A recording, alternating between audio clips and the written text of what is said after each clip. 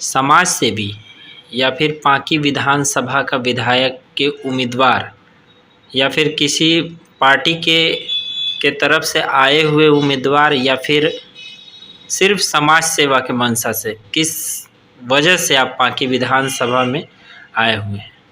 देखिए, मैं पहले भी पांकी विधानसभा में आया था 2013 वर्ष 2013 में। उस समय मेरी मंशा यही थी कि समाज का सेवा और लोगों का उत्थान के लिए अगर मैं कुछ कर पाऊँ तो मुझे अत्यंत खुशी होगी। लेकिन कुछ मेरी दूसरी परेशानियां थी जिसकी वजह से मुझे वापस जाना पड़ा था।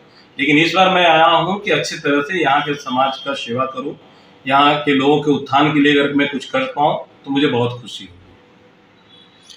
आखिर पहले पांकी विधानसभा में आप चुनाव लड़े थे?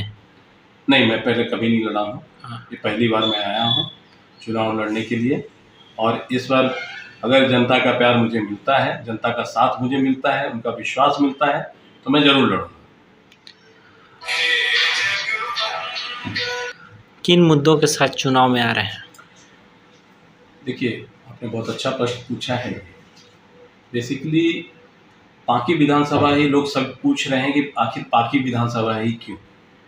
पांकी विधानसभा एक ऐसा विधानसभा है जहां से इस राज्य का नया सृजन का व्यवस्था स्टार्ट हो सकता है।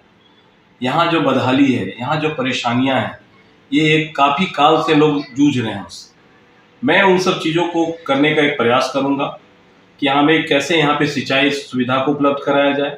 जो हमारे किसान भाई हैं, मैं भी उस दुख दर्द को समझता हूँ क्योंकि हमारे भी नेक्स्ट जनरेशन किसान ही थे, सब लोग लास्ट जनरेशन के किसान ही थे। अब उन लोगों को लेके मैं भी जानता हूँ उनका दर्द क्या होता है, गरीबी क्या होता है। मैं इसलिए आया हूँ कि किस तरह से सिंचाई का व्यवस्था दिया जाए, अमानत बैराज को कैसे चालू कराया जाए, वहाँ इरिगेशन सिस्टम्स को कैसे डेवलप किया जाए, यहाँ नया रोजगार कैसे उपलब्ध कराया जाए, यहाँ पे नए रोजगारों का लगाना कैसे चालू कराया जा सकता है, उसके ऊपर हम लोग सारा चीज़ कर सकते हैं। और वो मैं उसमें करने में अपने आप को समर्थ पाता हूँ। बाकी तो समय आपको दिखाएगा सारी चीज़ें कि मैं कितना सफल हो पाता हूँ। मेरा प्रयास रहेगा कि मैं अच्छा से काम करूँ एक समाज के विकास करने के लिए, लोगों को आर्थिक स्थिति को सुधारने में, यहाँ के एजुकेशन सिस्टम्स को आगे बढ़ाने में। क्योंकि एजुकेशन सिस्टम में यहाँ 12 तक तो है, लेकिन हायर एजुकेशन का यहाँ कुछ भी नहीं है, उसमें मैं काम करूँगा। और विधानसभा में पांकी विधानसभा जो है, यहाँ पे पहले भी कई जो नेता हैं विधायक के रूप में यहाँ पे उभरे हैं, विधायक बने भी हैं। तो चूँकि आप उनके कार्यों को किस नज़रिए से देखते हैं? देखिए, सारे विधायक जो भी होते हैं, जो भी नेतृत्व में आते हैं, वो अपने अपने बुद्धिमत्ता, अपने विजन के अनुसार काम करते हैं। उनका विजन जैसा रहा उसके अनुरूप तो कोई जनता ही आपको, जो जनता में है, जो पब्लिक है, वो बता ही रहे हैं कि क्या स्टेटस आएगा, उनका क्या है।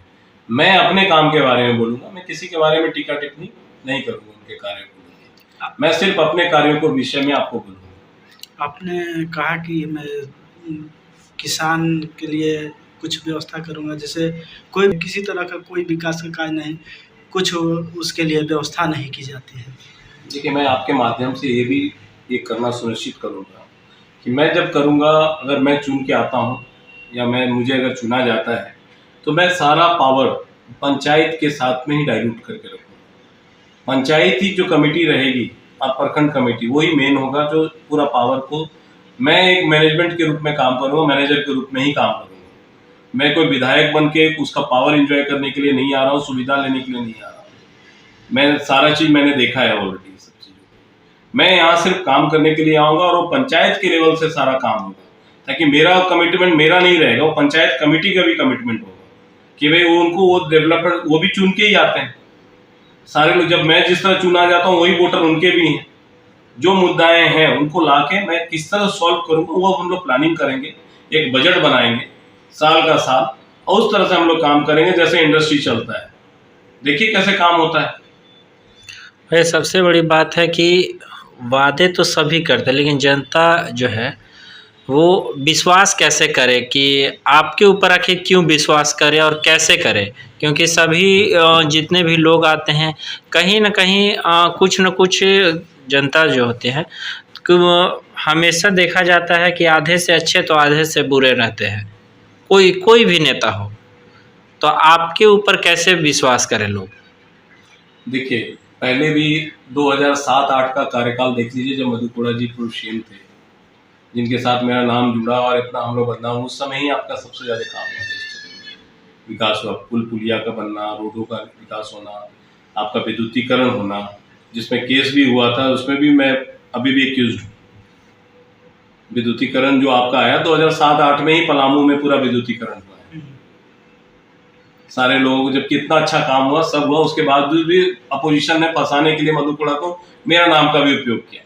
तो खैर, ये सारा चीजें मुझे अनुभव है कि मैं जानता हूं कि काम कैसे होगा, किस तरह से अच्छा काम किया जा सकता है। बाकी तो जब आप मौका देंगे, अगर मौका मिलेगा तभी मैं अपने आप को बोल पाऊंगा या कर दिखा पाऊंगा कि मेरे में क्या सामर्थ्य है, मैं कैसा काम कर सकता हूं।